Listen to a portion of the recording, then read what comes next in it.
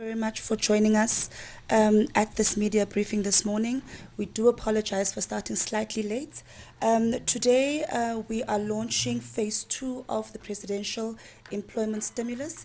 My name is Noneba Mhlauli. I am the spokesperson for the Minister in the Presidency. We are joined by Minister Mondli Gugubele, who is the Minister in the Presidency. We are also joined by Minister Ngesi, who is the Minister for Labour, and the Deputy Minister in the Presidency as well, Ms. Thembi Sweya. We also have Minister Delil, who is joining us virtually, and the first presentation we'll get will be from the Minister in the Presidency. We also have two of our colleagues from the Presidency who will also be part of the presenters here today. Minister Gugubele, thank you very much.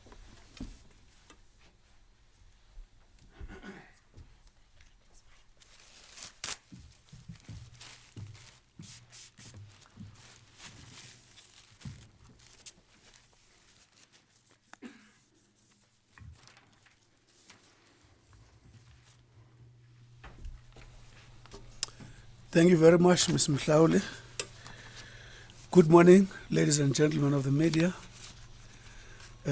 Also welcoming my colleagues, Presidency, and various other staff members who might be here.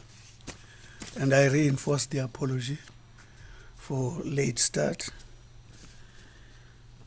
Ladies and gentlemen, I would like to present to you the overview of the presidential employment stimulus. I would like to welcome you all to this briefing, which will focus on the two things.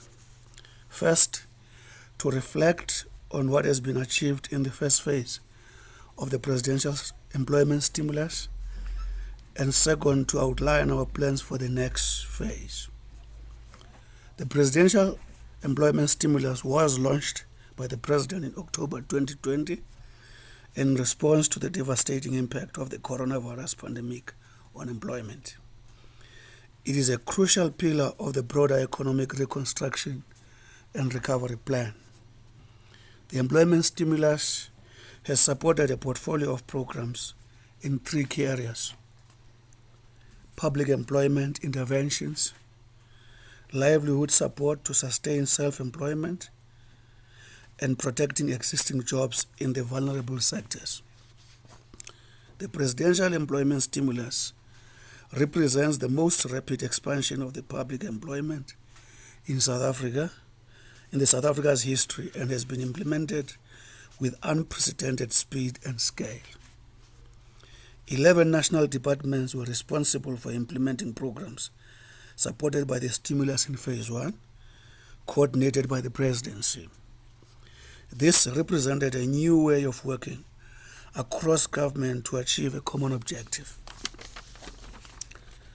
The main objective of the stimulus is to use public investment to create jobs rapidly and at a scale to provide support to those who need it most. In addition to creating jobs and supporting incomes, the stimulus aims to support local economic recovery by providing a wider stimulus for consumer spending in poor communities. It is important for us to note that employment recovery must ultimately be driven by growth in the private sector. Government is implementing a range of interventions, including structural reforms through Operation Vulindlela, to revive growth and support firms to create jobs.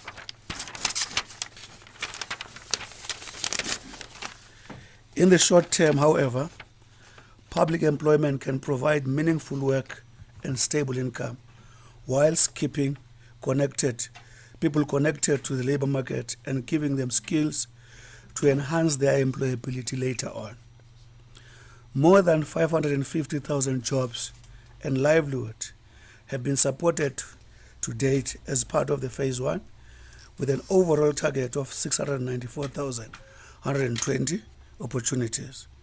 Several programs are still in implementation, and we expect this number to increase further. This represents more than 500,000 South Africans who have already benefited directly from the stimulus, either through employment or by receiving a grant to sustain their own economic activities. The first phase of employment stimulus has provided valuable lessons for what we can achieve if we set our ambitions higher, if we forge strong partnerships with organizations across society, and if we work together across government.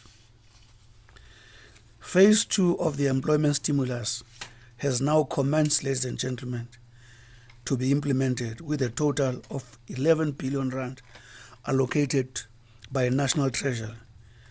This will support the continuation of some programs from phase 1, as well as a range of new programs. The recruitment of 287,000 young people as school assistant is already underway, and participants will be placed in November. Phase 2 will include the establishment of a new social employment fund, which will support work for common good in communities provided by organizations outside of the state. Phase 2 will also support the presidential youth employment interventions, including establishment of the National Pathway Management Network, the revitalization of National Youth Service, and a new model of skills training for unemployed youth linked to their employment. Unemployment is the single greatest challenge that we must confront as society. The continued success of the employment stimulus reflects government's commitment to address this challenge and to support employment while the labor market recovers. Our other colleagues, I beg your pardon. The other colleagues, Minister Dilil and Minister Nglesi, ladies and gentlemen, will further unpack the contribution of the presidential stimulus, of the presidential employment stimulus, to scale up the employment, and particularly youth employment. You will also receive, as stated by Ms. Mhlaule during her opening remarks, that there will be a technical presentation to follow. At this point in time, I want to hand over to Honorable Nglesi to make his presentation. Thank you very much.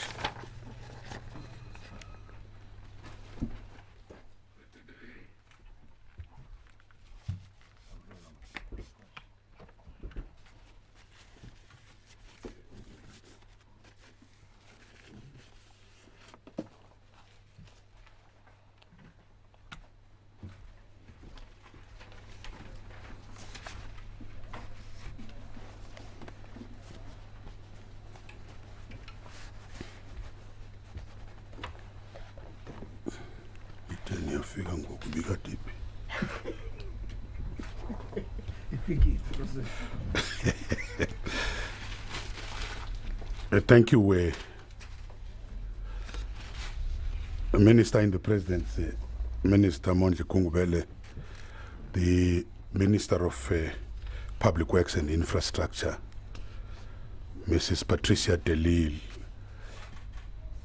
the senior officials of the department, and all media representatives who are present today. Ladies and gentlemen, thank you. As government, we have been very consistent in our fight against unemployment, poverty, and inequality. We continue to resist and refuse any attempts to defocus us.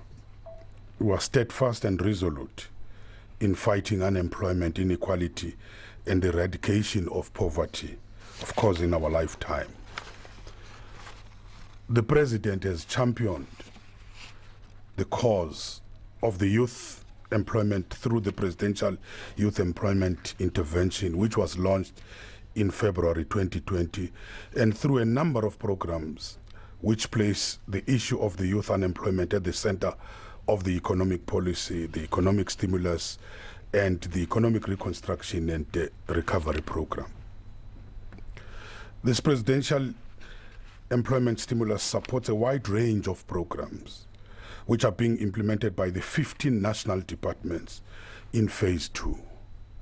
Many of the programs have an explicit focus on the youth, given the severity of the youth unemployment in South Africa. In phase one, 84% of the participants across all programs, including the public employment and livelihood support, were young people below the age of 35. And 2/3 of all participants were women. Now, phase two of the employment stimulus is supporting the implementation of the Presidential Youth Employment Intervention, which aims to provide support and expand opportunities for young people who are unemployed. A total of 838 million has been allocated to this program as part of the overall budget for the stimulus.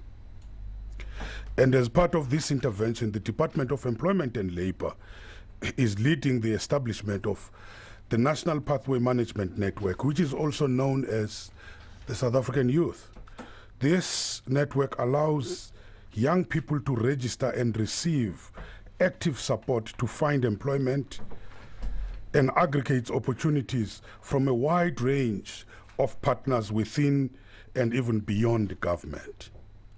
So the President officially launched the SA Youth on the 16th June 2021.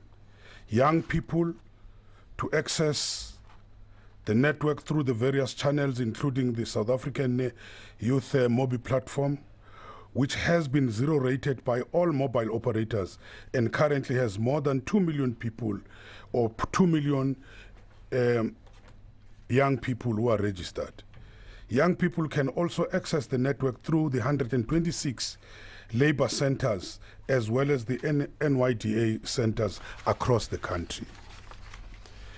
In phase one, the employment stimulus, a total of 170,000 unemployed youth were placed in the various work opportunities through the Pathway Management Network, of which 406, they were placed as school assistants, and 2,000 were placed in the jobs in the global business services.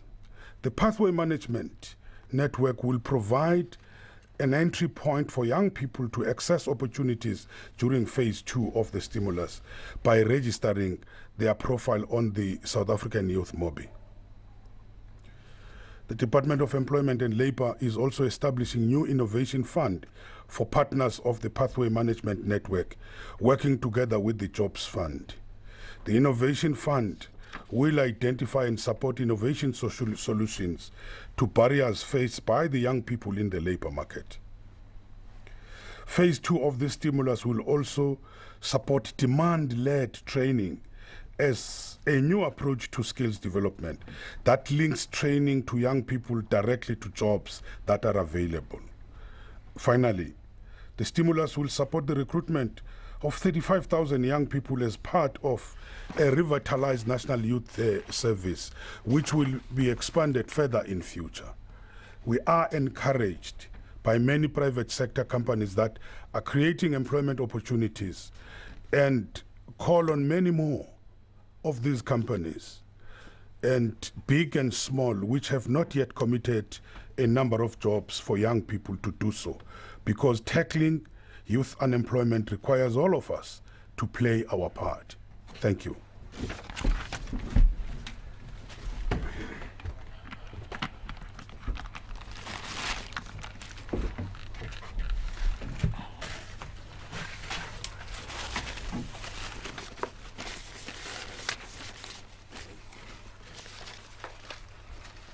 Thank you, Mr. Nglesi, Honorable Minister Nglesi. Shall we, on virtual, call upon Minister Delil to make a presentation? Minister? Thank you, Minister, and good morning. Minister in the Presidency, Minister Gubere, Minister Tulas Nesi, Minister of Labor and Employment. I also want to greet the head of the Project Management Office, Mr. Rudy Dix, and the program lead for the Presidential Employment Stimulus, Dr. Kate Phillips, members of the media, Good morning. I'm very pleased to be part of the announcing the second phase of the presidential employment stimulus, which is an addition to the extended public works program and also the community works program, and builds on lesson learned from these programs. The presidential employment stimulus program, as we all know, was announced last year during COVID-19. Job creation initiatives such as these by government must also be complemented by initiatives by the private sector. As government, our role ultimately is to create the conditions conducive for economic growth and job creation also by the private sector. The program, the presidential employment stimulus program, has demonstrated also our capacity as government to take public employment and other forms of publicly funded support to a new scale, with the achievement of over 550,000 jobs and livelihood opportunities, and more still in implementation. As government, our employment efforts are also focused on ensuring that specific targets are set for the employment of women and youth and people with disabilities. Women are the backbone of many families across our country, and we also have many women single-headed households.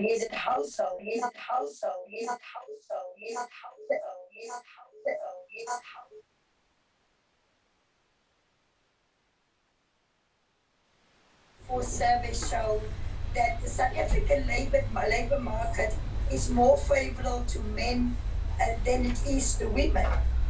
And COVID-19 has also exposed the fault lines in our economy, and many families, especially mothers, have struggled to put food on the table during this difficult time. So the program is therefore focused on ensuring that the work performed creates a real public value which can be seen and felt by the communities in which it takes place. So each program has fulfilled an important societal need, and many has left a lasting impact on our communities. In addition to providing overall support for the stimulus package, the Department of Public Works and Infrastructure was able to expand its own employment programs and infrastructure with additional funding at phase 1. So as DPWI, we were able to employ graduates and various projects in our department as part of the program. And this included graduates that we've employed for the Welisizwe, the Rural Bridge Project program, as well as artisans and professionals in facility management and waste management. So during the 2021 budget year, DPWI has recruited 1,886 graduates. The good news is that some of these graduates were able to find employment in the private sector. And this has been one of the noted successes of the program, as these graduates could now go into private sector jobs with some experience from the program. And for the current financial year, the department has recruited 1,496 beneficiaries, which comprises of 737 females, 559 males, and 98% youth in all 9 provinces. So these graduates that we've now recruited have been employed in the department's various regional offices to work on the Rural Bridge program, facility management, waste management, and also just help with administration in general. So the urgency of delivery created a need also for innovation to reach scale.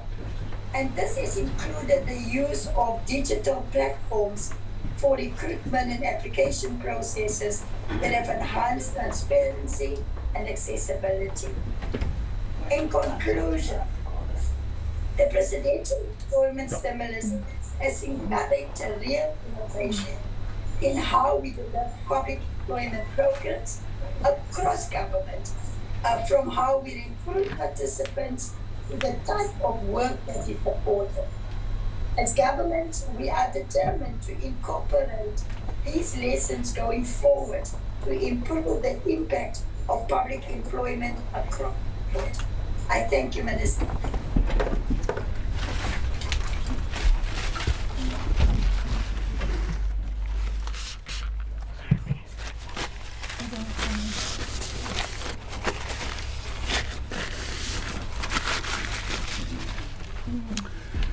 Thank you, Minister Delil, for such an eloquent and elaborate presentation. We'll start, is it Mr. Dix? The technical people now are going more elaborate and more on detail. Dix. Thank you so much, Minister Gungubele, Minister Nwete, Minister Delo, who have been exceptional in supporting the program, and that's always good to know. Just let me. What we will do is, in a sense, build a little bit more detail in giving you a sense of the achievements, because for us it's important to report back on what was committed. So when the President announced that, Minister Gungubele, in October, we took the arduous task of ensuring that there's adequate monitoring, adequate engagement with departments who have committed to it, the 11 departments in phase 1, monthly meetings with the departments around that, and most of all, we created a public-facing dashboard, which is available on the website. I don't have the correct address right now, so we'll get it later on, Minister Gungubele. And that dashboard has been updated on a regular basis, and it of course reflects the numbers that we are just about to report. So I see this thing, let me just, okay, sorry, this is just somewhere in the middle of the presentation and it doesn't start. So let me just start off with a quote from the President, and I think this is very, very important. Perhaps Minister Gungubele, just to say, and he says, we will continue to support employment directly while the economy recovers. There's much more work to be done. The next phase of the employment stimulus is an opportunity to expand the reach and impact of our efforts, to experiment and to do things differently. It signals our commitment to support the most vulnerable and to provide work for those who need it. So that's an important quote, and I think Minister Gungubele, in his opening remarks, have made it fairly clear that what we're trying to do is innovate and support and enhance employment in an area that we have control on. But it's important to enhance and support the overall employment program that the private sector will drive. And that's going to be quite critical. Slide number 3. I think it's slide number 3. I've been told that I have to say the number of slides.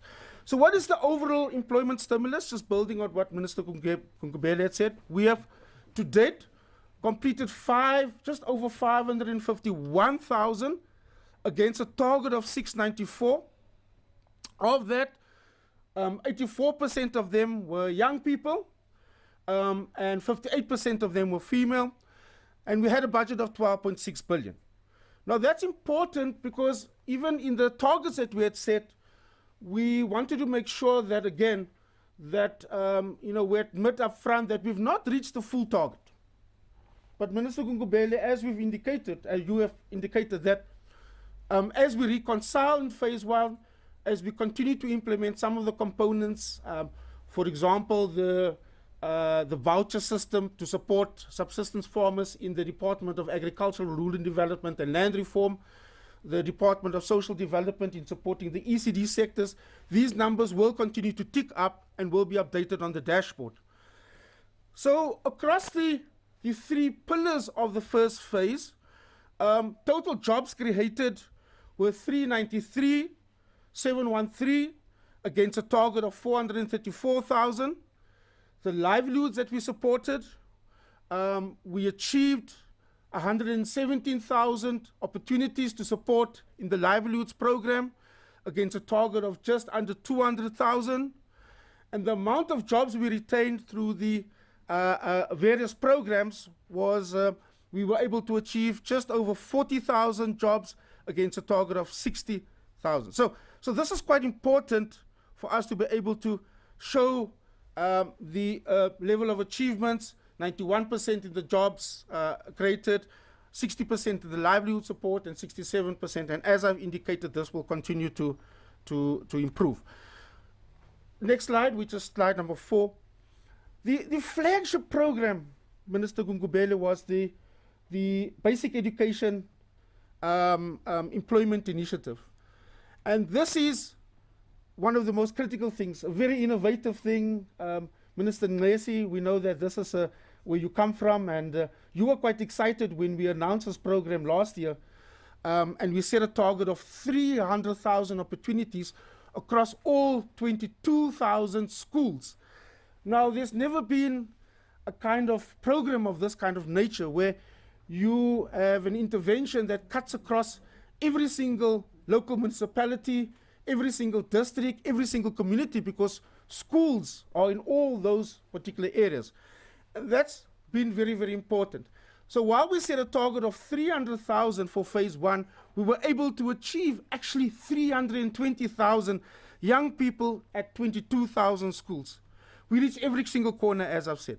So it has a spatial dimension to it. We were able to achieve an opportunity for these young people to be recruited in every single corner of our country.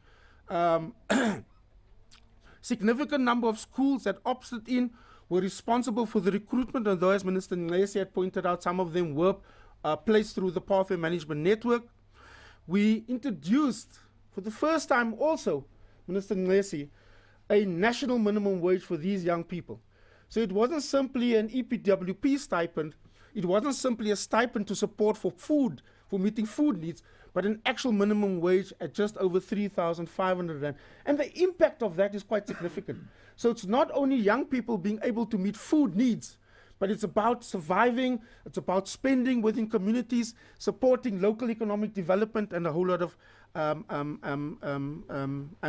important areas. And this, of course, was supported by the teacher unions. So the teacher unions had bought into this and were quite happy with it. It created meaningful work experience, and that was quite important, and social value. And with a strong support from the non-state sector, we were able to roll out training for over 100,000 school assistants in this program, which included supporting foundation-based maths and home languages, IT skills, reading and literacy champions, child and youth care workers, janitors, and maintenance. So it's quite an important thing, and I mean, many critics would say, yeah, we're putting them into programs. Are we creating sustainable jobs? Are there pathways out of this? Are they skilled? And I think the impactfulness of this particular program has been very, very important. Next slide.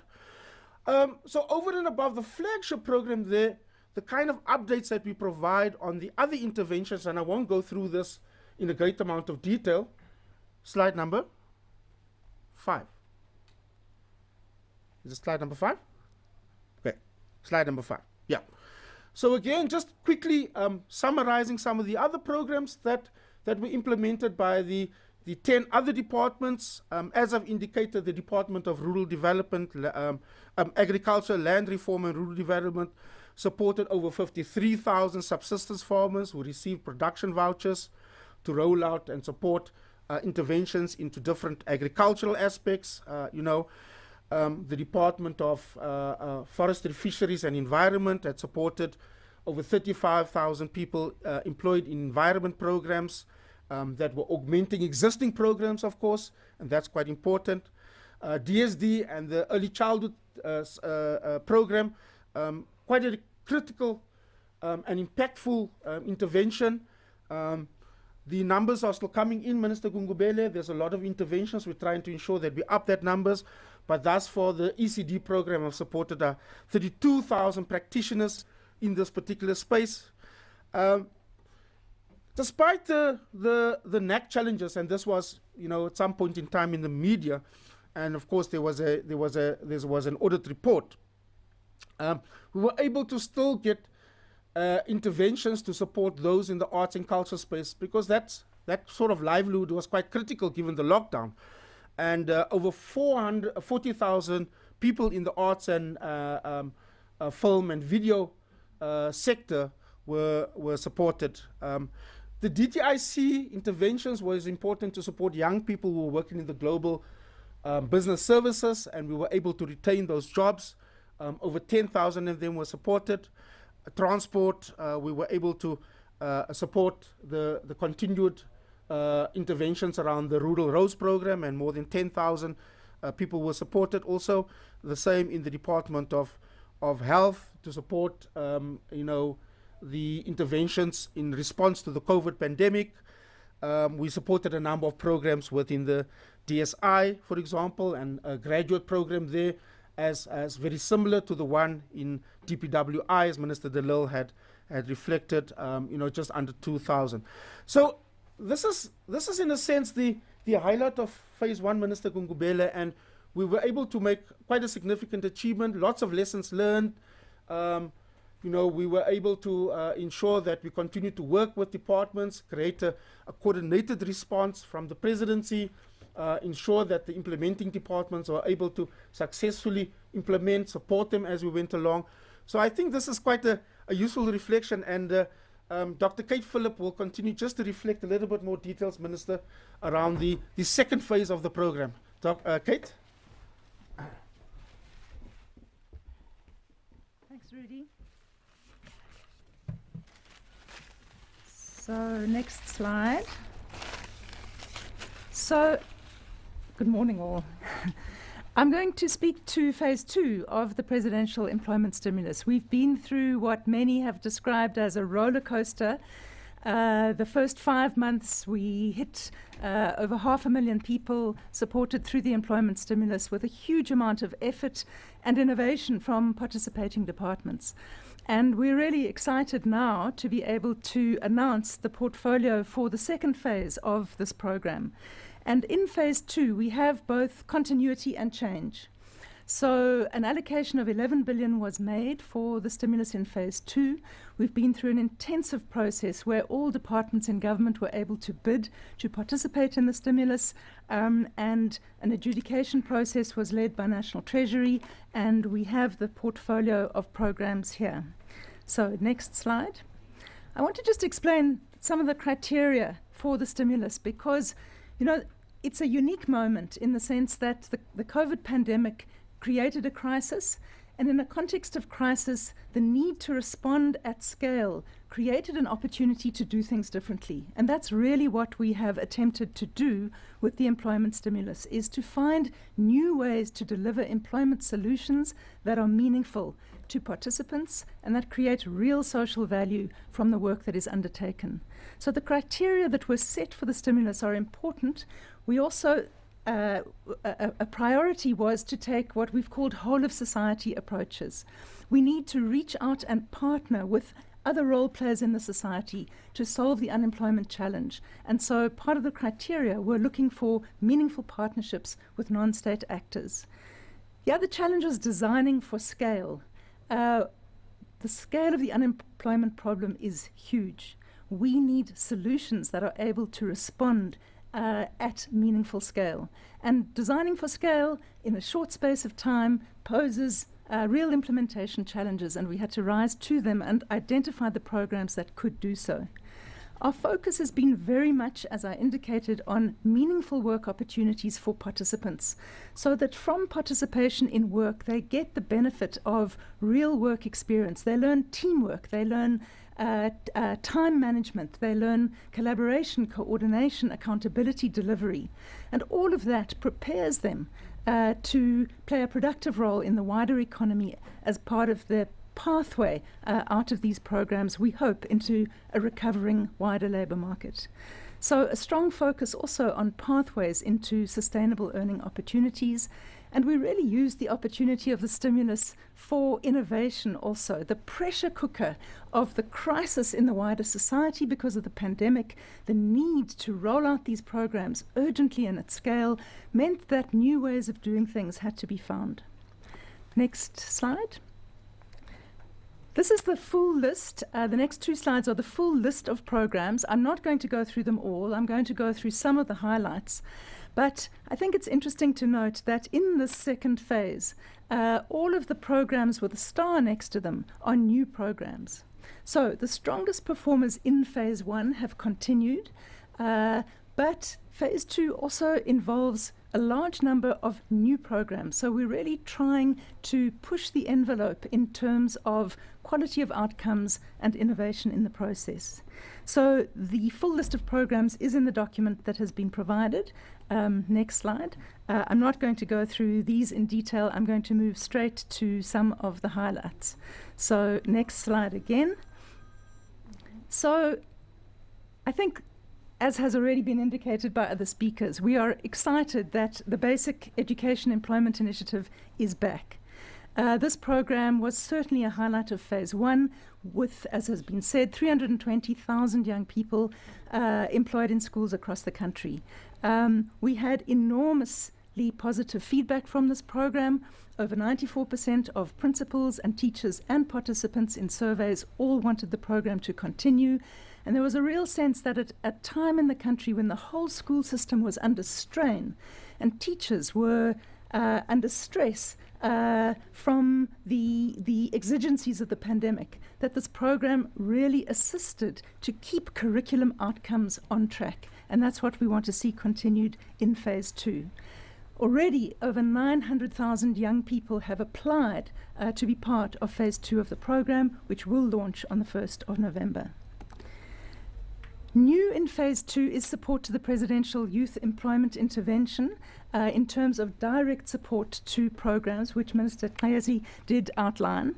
And just to reiterate that in this phase of the employment stimulus is directly supporting a number of PYEI programs, but the whole stimulus supports the agenda of youth employment.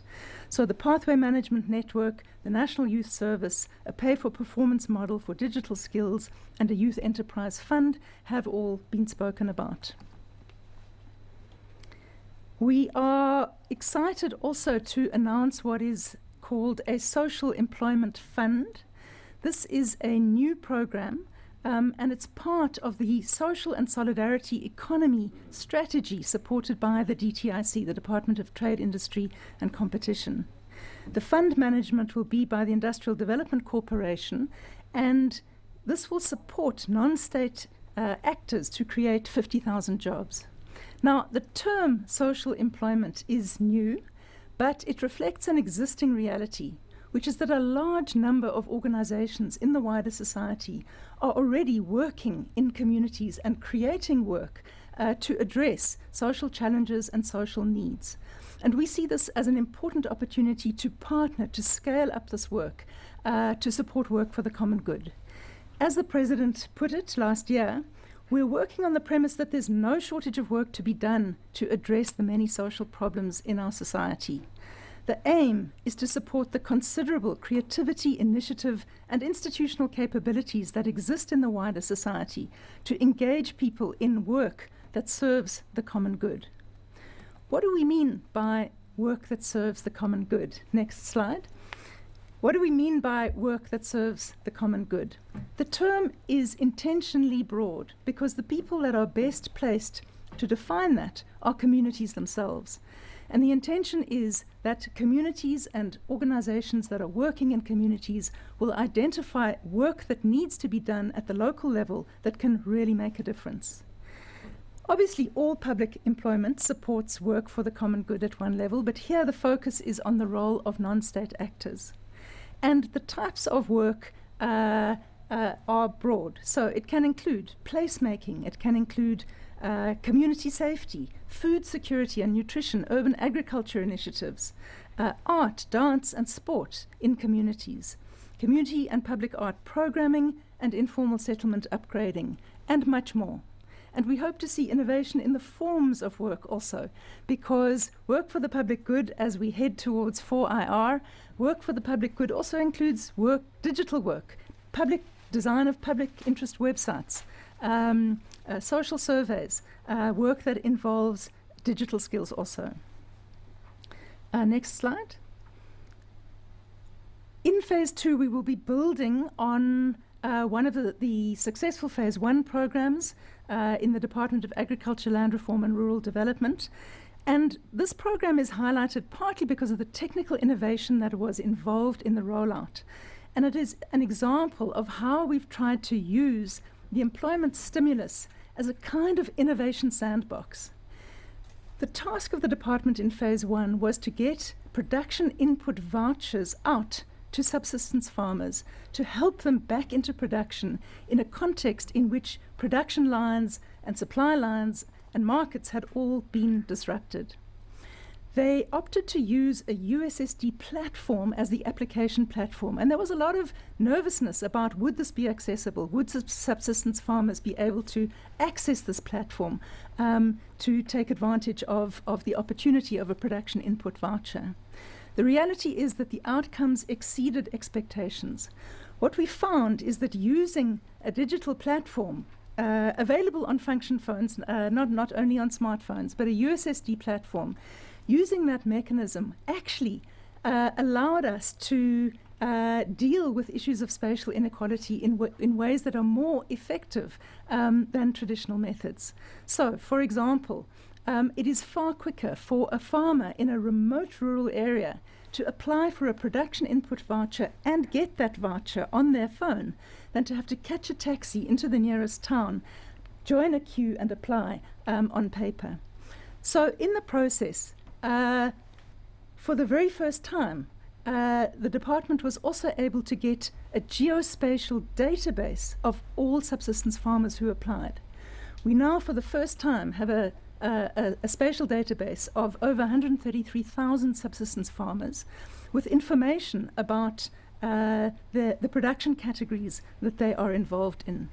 This provides a really important platform for layering further support so that we're able to create pathways out of poverty for subsistence farmers, create access to markets, create linkages that can improve their returns from effort. And this program is continuing in phase 2. Next slide. It seems to have moved off. It's not moving on my side here. I guess it's in your system, you can proceed. Sorry.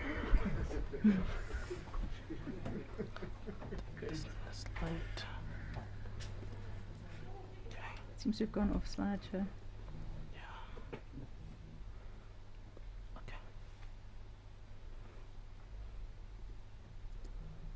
There we go. Thank you. So I'm now on the slide, Innovation in Public Employment in the Metros. Another new program and a large-scale program also is support to innovation in public employment in the metros. This program is being rolled out through the Neighbourhood Development Partnership Program in National Treasury, and all the metros have been invited to submit bids, and we've really asked the metros to innovate in the type of employment that is created to ensure, again, that it is meaningful work that creates meaningful social value, and to think innovatively about how to use public employment as an instrument to meet wider social, environmental and developmental goals. And the cities have really come to the party in this regard, and right now a range of proposals are in final adjudication. This includes things like support to homeless people through participation in public employment. It includes support to food security and nutrition programs through urban agriculture. It supports precinct management, often in partnership with the private sector. There's an exciting program to digitize public records, city records, in partnership with the sector. in partnership with the private sector, so that the participants, young people, will participate. They'll be trained on the digitization of city records, and their skills will be brought to a level where they can be readily absorbed into the private sector. And this is a partnership with the private sector.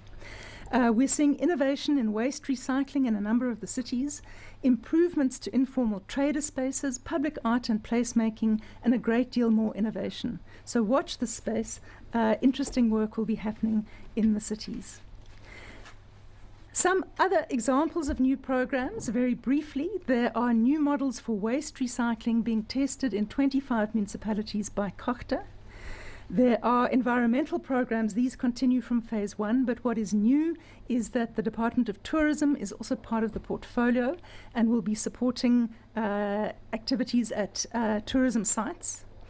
We have support for graduate employment, because graduates also need to be assisted into the labour market, even though they face less of a challenge than other cohorts. Nevertheless, we do also have a problem of graduate unemployment.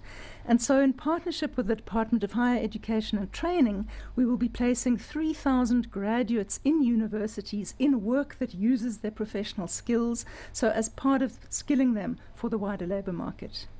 And then there is also a program with the Department of Communication and Digital Technology to establish what has been called a broadband access fund. This will support connectivity for 50,000 households, but its main purpose, again, is to experiment and innovate in what is the best, most effective, most efficient way of getting broadband to households that don't have access at the moment, because this is such a critical enabling factor for access to employment and access to economic opportunities in the wider economy. So these are some highlights from phase 2. This is not all of the programs. We have provided a publication which provides detail on all of the programs in the list, but I hope that what you can see is that there is real energy and commitment from a range of departments across government and across different spheres of government, indeed, to support the employment challenge. We hope in phase 2 to break new ground again, as we did in phase 1, in cracking solutions to the unemployment challenge and providing really meaningful opportunities for participants in a context in which the wider economy is still recovering. And we hope that through this, what we will see is not only opportunities for the individuals, but an economic stimulus into local economies through the money that is spent by people who participate. So that money is primarily spent in the informal sector, in local small enterprises, and this acts as a vital stimulus to local economies across the country.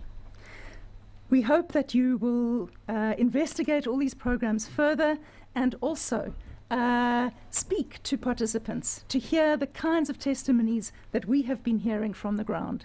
Because everywhere we go, and we couldn't fit over 500,000 of these testimonies on the screen, but the fact of the matter is that wherever we go, what we hear from participants is the kind of feedback that is reflected here, where this program is making a meaningful difference in the lives of many South Africans, their households, and their communities. Thank you.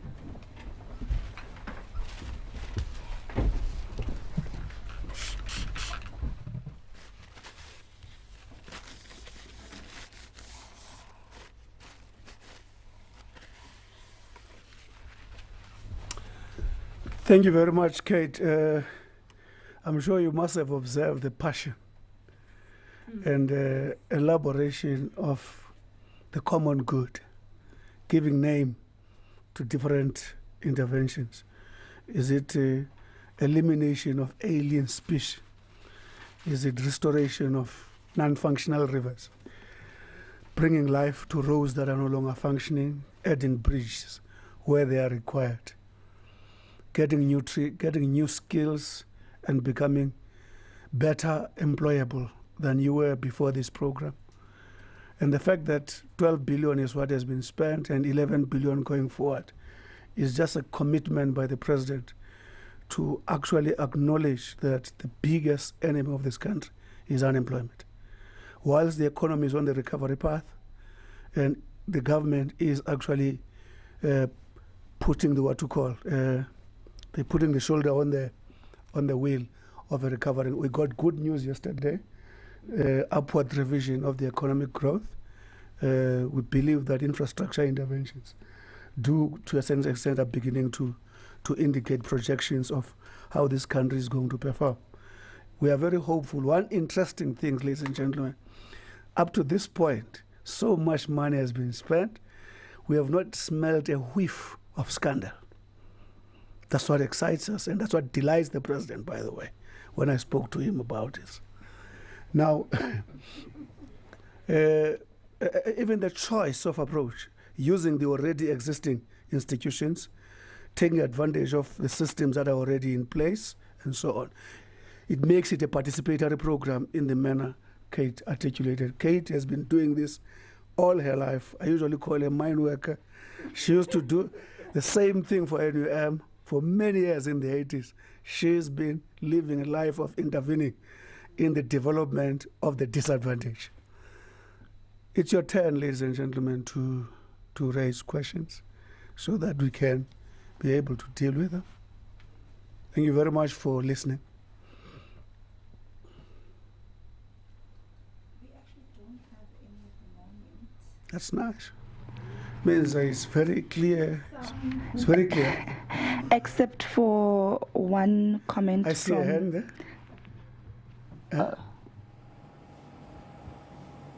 Well, there you have it, 551,000 placements against a target of 650,000. 3 pillars to the program: jobs created 393,000 against a target of 434, livelihoods supported 117,770 against a target of 199,173, and jobs retained 40,399 against a target of 60,000. Going. We've circulated the information, am I right? Yes. I think let's appreciate that the presentations have been very clear. At that point in time, thank everyone for attendance, and then hope to engage you on an ongoing basis. I'm sure Nongeba will facilitate if there's a need for individual what to call interviews by the relevant ministers, even technical people. Thank you very much, ladies and gentlemen. And we adjourn. Thank you.